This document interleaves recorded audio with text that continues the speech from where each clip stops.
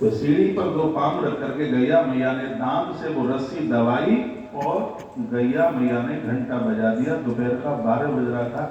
माता अहिल्याबाई के विश्राम का समय होता था। वो अपने दरबार से 5 मिनट पहले ही गई थी।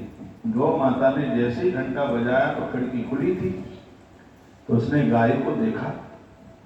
वो तो परम भक्तानी थी। नीचे उतर के आई, अपने अनुयायियों को बुलाया, दरबार लगाया, कहा कि लगता है कि गाय बहुत ज्यादा दुखी है, शायद इसका मालिक इसके चारे और पानी की व्यवस्था ठीक से नहीं की है, इसलिए यह हमसे न्याय मांगने के लिए आई है। इस गाय का मालिक कौन है, उस किसान को, कृषक को बुलाया जाए। तो आसपास आदमी को बुला लिया गया जो उस गौ माता का पालक था। माता अहिल्याबाई ने कहा कि गाय तुम्हारे यहाँ दुखी है, क्या तुम इसको भोजन पानी की व्यवस्था नहीं किए हो? तो उस आदमी की आंख में आंसू आ गए। हाँ माँ, पहले तो आप मेरा प्रणाम स्वीकार करें। हाँ, गाय तो दुखी है, लेकिन ये पानी की वजह से नहीं, ये चारे की वजह से नहीं माँ, कारण कुछ और है।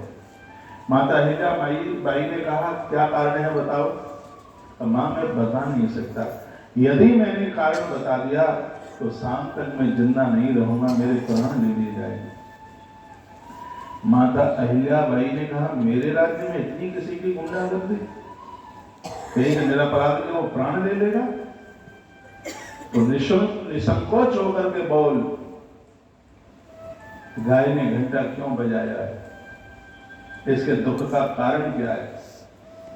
तो रोता हुआ तो किसान कहने लगा, मां इस गाय को मैं सेवा करता हूं, और मेरे घर में मेरे बाप दादाओं के सामने इसे गाय है, मैं इसको लाड़ भी बहुत करता हूं। आज मेरे घर में चूल्हा नहीं से लगा है, मेरे घर का बच्चा बच्चा रो रहा है। गाय रास्ते में अपने बच्चे को दूध पिला रही थी, आपके पुत्र ने गौ माता के बच्चे को रथ से कुचल करके मार दिया है। ये आपसे न्याय मांगने के लिए आई है कि मेरा अपराध क्या था,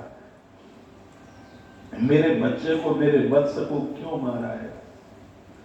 कहते हैं कि माता अहिल्याबाई मूर्छित होकर अपने आसन से नीचे गिर गई। सोते दरबारियों ने संभाला, पंखा जलाया, मुख में पानी डाला, मां होश में आई। माता अहिल्याबाई रो गई। उसने अपनी पुत्र वधू को बुलाया, तो विवाह के बाद बच्चे के ऊपर अधिकार उसकी पत्नी का हो जाता है। उसने अपनी पुत्र वधू को बुलाया, एक ही बेटा था। बहू ने अपनी सास के चरण छुए, कहा मां जी मुझे क्यों याद किया? कहा बेटी तू पढ़ी है और तुझे राजनीति के बारे में भी पता है, यदि किसी ने निरपराधी की हत्या की हो, बिना गलती पर उसके प्राण ले लिए, तो दंड नीति क्या कहती है कि उसके साथ क्या कार्रवाई की जाए, उसको क्या दंड दिया जाए? ये पूछा। उस पुत्र वधू ने कहा कि निरपराधी के यदि प्राण किसी ने लिए हैं तो दंड नीति ये कहती है कि जिस हिसाब से उसने उसके प्राण लिए हैं उसी हिसाब से उसे प्राणों का दंड देना चाहिए। ये दंड नीति कहती है। माता अहिल्याबाई ने कहा बेटी मेरे पुत्र ने यानी तेरे पति ने इस गौ माता के निरपराध बछड़े को मार डाला है रथ से कुचल करके। अब तू बता कि इसे क्या दंड दिया जाए? धन्य है वो नारी। तो कहती है कि मां ये मेरे पति बाद में मेरा धर्म पहले है। अहिल्याबाई ने कहा बेटा ये मेरा पुत्र बाद में है, मेरा धर्म पहले है। तो पुत्र वधू ने कहा इनके हाथ पांव बांधो, अपने पति के लिए बोली, इनके हाथ पांव बांधो और डाल दो उसी राजमार्ग पर जिस राजमार्ग पर रथ से गौ माता का बछड़ा कुचल करके खत्म किया, इनके ऊपर रथ चढ़ा दिया जाए।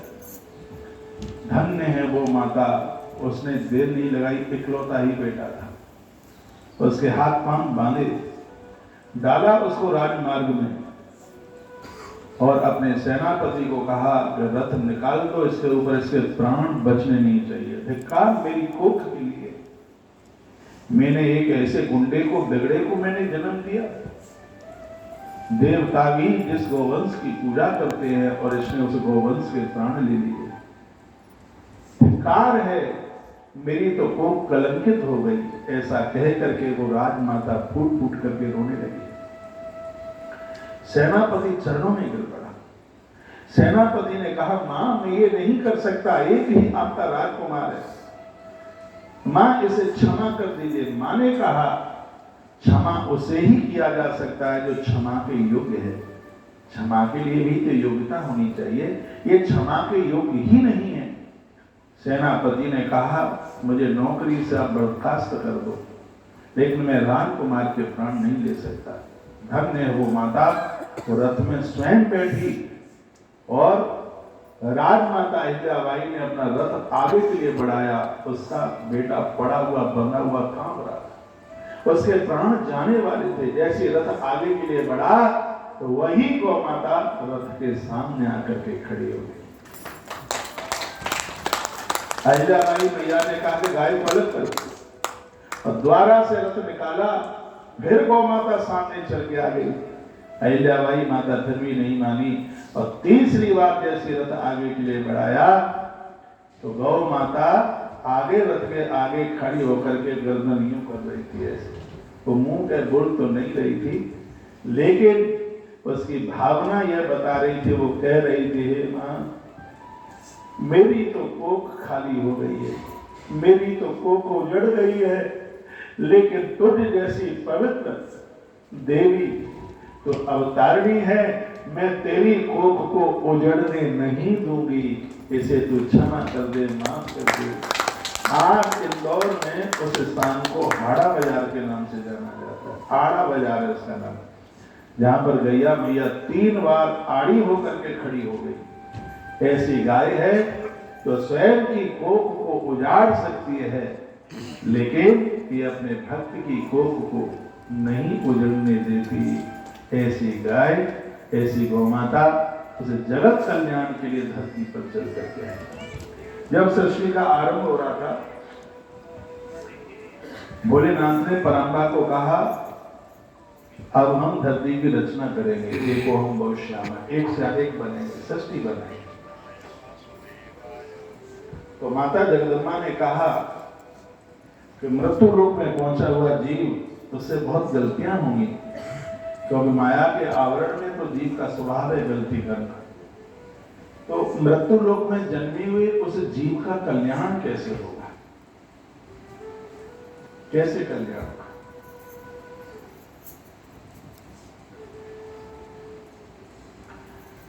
तो भोलेनाथ ने कहा उसका एक ही उपाय है। क्या उपाय है? तुम धरती पर जाकर के गाय बन जाओ।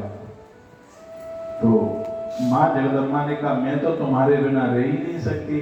तो भोलेनाथ ने कहा, तुम धरती पर जाके गाय बन जाओ और मैं धरती पर स्वयं नंदी बन करके आऊंगा। लोग नंदी और गाय की सेवा करेंगे।